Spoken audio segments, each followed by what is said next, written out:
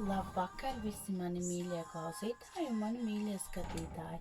Man sauc Kristīna un šovakar es jums izlikšu izlikumu par to, kas jūs sagaida nākamajā septembra nedēļā no 7. līdz 13. datumam.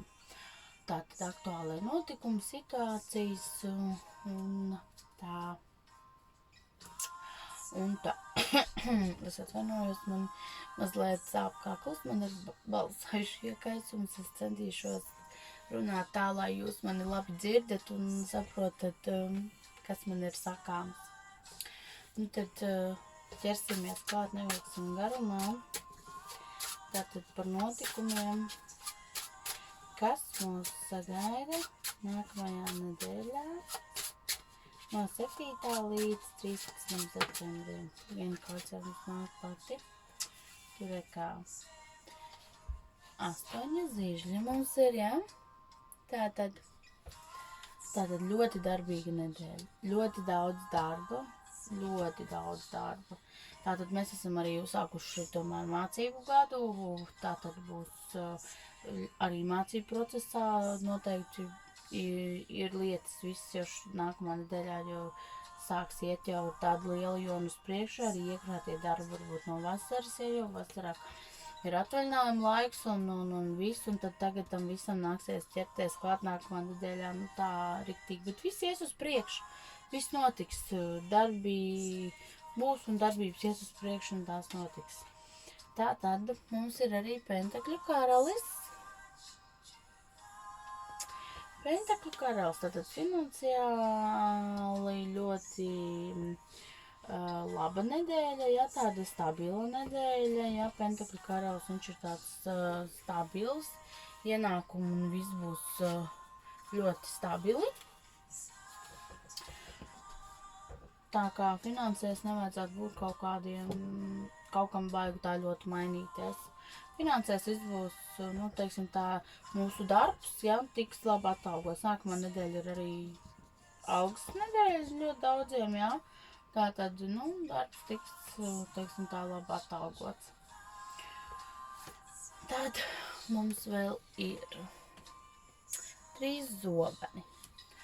Tātad, tā ir arī šķiršanās kārtas. Nākamnedēļ iespējams ļoti daudz pieņems lēmumu par savām attiecībām, tās tomēr izbeigt. Tie ir arī mīlas 3 stūri. Tātad kāds varbūt ieviesīs, teiksim, sev trešo, teiksim, cilvēku savā dzīvē, ja? Un vēl arī es ieteiktu pievērst uzmanības visiem tiem, kam ir sirds problēmas, tomēr pasaudzēt savu sirsniņu. Nākamā nedēļa var prasīt, nu arī tas darbs, redzēt, ir ļoti daudz, padomāt arī par savu veselību. Tā jums ir tikai viena. Padomāsim arī par to, nenostrādāsimies kā zirgi, ja? Un tad pēc tam, ka mēs nevaram vairs pavilkt kājas. Tas nav nevienas naudas vērts, teiksim tā. Tas ir tā. Nākamais, tātad mums ir arī 6 zobeni. Tātad mēs vēlēsimies no kaut kādas situācijas vienkārši aiziet. Mēs nevēlēsimies neko vairs nedzirdēt, mums negribēsim nedzirdēt, neredzēt, mēs vienkārši vēlēsimies no tā visa aiziet. Vienkārši tā situācija būs jums tik tālu jau, teiksim, apnikusi un liksies, ka viņi ir tik lielā strupceļā, ka jūs vienkārši jau vēlaties aiziet no tās un nevēlaties nedzirdēt, neredzēt vairs par to. Tātad mums ir arī vecākais arkāns. Taisnīgums, godīgums. Tātad nākamā nedēļā ir ļoti svarīgi būt godīgiem. Godīgiem pret sevi, godīgiem pret citiem. Godīgums, jo tas ir viss ielikts svara kausos. Tam ir jābūt līdzsvarā, mums ir jābūt godīgiem. Nemalosim paši sev, neliksim kaut kādas veltas ilūzijas par to, par ko mums nav. Esam ļoti, ļoti godīgi.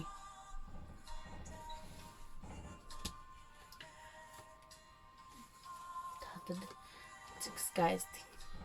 Vientuļnieks.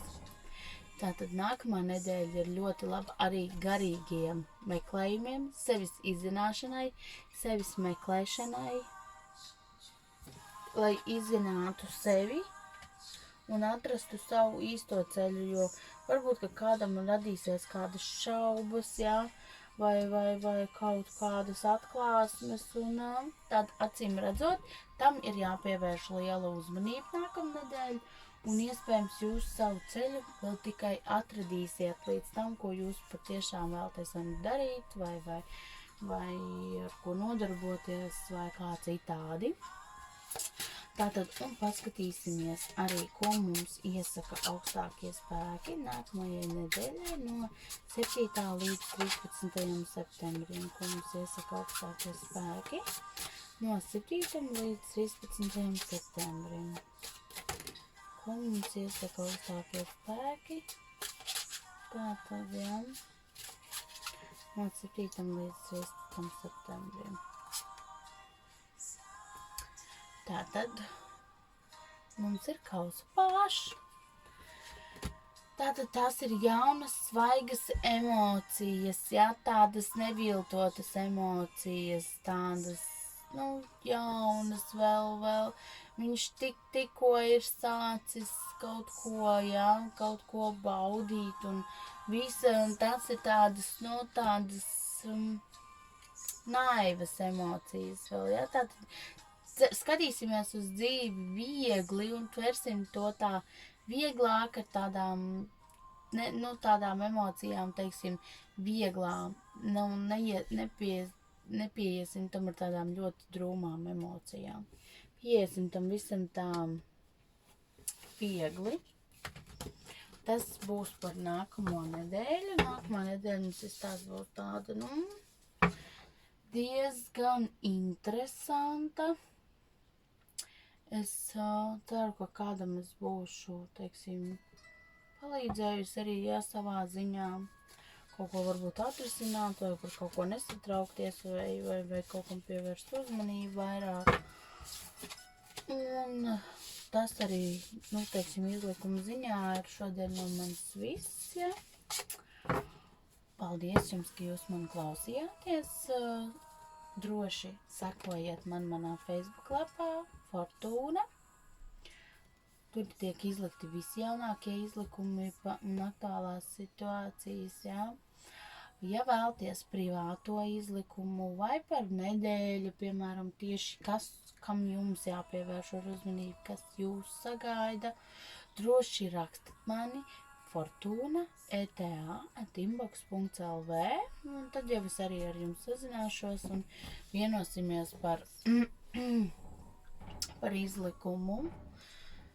Tiešām, lai jums svētīga un pēc iespējas harmoniskāka nākamā nedēļa, un esam prātīgi.